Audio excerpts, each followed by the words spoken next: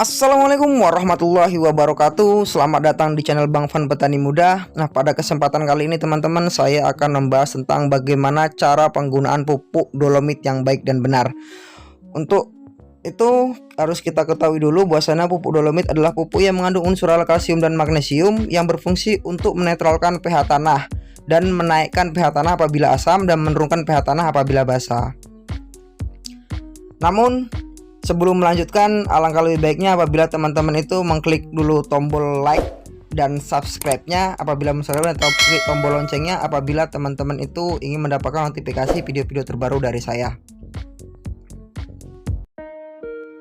Nah, penggunaan pupuk dolomit yang baik dan benar itu yang pertama teman-teman, ditabur atau disebar merata di atas permukaan tanah, gunanya untuk menyelimuti seluruh permukaan tanah sebelum dilakukan penanaman. Namun ingat teman-teman, lakukan penaburan minimal 1 minggu sebelum teman-teman itu lakukan penanaman.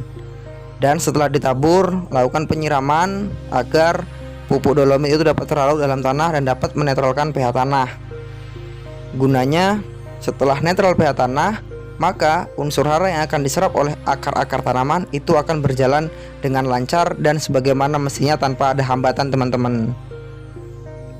Kemudian apabila teman-teman ingin menanam tanaman keras yang bersifat membuat lubang pada tanah, itu alangkah lebih baiknya ketika teman-teman sudah membuat lubang, ditaburi pupuk dolomit. Nah, setelah ditaburi merata di pupuk dolomit, kemudian timbun lagi dengan tanah secara merata, lakukan penyiraman supaya terlarut pada lubang tanah dan biarkan 1 atau 2 minggu sebelum teman-teman itu menanam tanaman teman-teman itu, dan sebelum teman-teman itu melakukan pemberian pupuk dasar pada lubang tanah tersebut, sebelum kemudian ditanam bibit tanaman yang ingin teman-teman tanam. Gunanya apa? Agar pH tanah itu sudah netral dan terlarut. Dan apabila teman-teman itu ingin mencampur dengan pupuk yang lain, kami sarankan dengan pupuk ZA, karena pupuk ZA itu apabila dicampur dolomit maka tidak akan menimbulkan zat asam pada tanah karena tidak bersifat asam.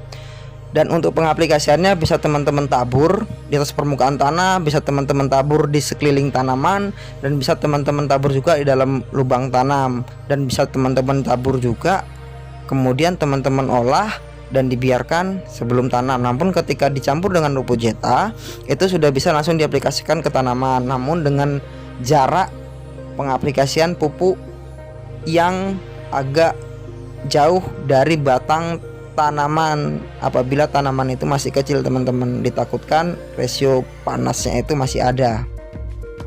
Kemudian untuk yang terakhir itu bisa teman-teman lakukan penaburan pada saat teman-teman melakukan pengolahan tanah. Misalnya pada saat teman-teman ingin mencangkol tanah dan pada saat teman-teman lagi membajak tanahnya, itu langsung bisa ditaburi menggunakan pupuk dolomit sehingga dapat tercampur rata di dalam tanah. Itu bisa teman-teman. Yang jelas, ketika kita ingin menanam tanaman, kita pastikan pH tanah itu sudah normal karena kita sudah beri pupuk dolomit.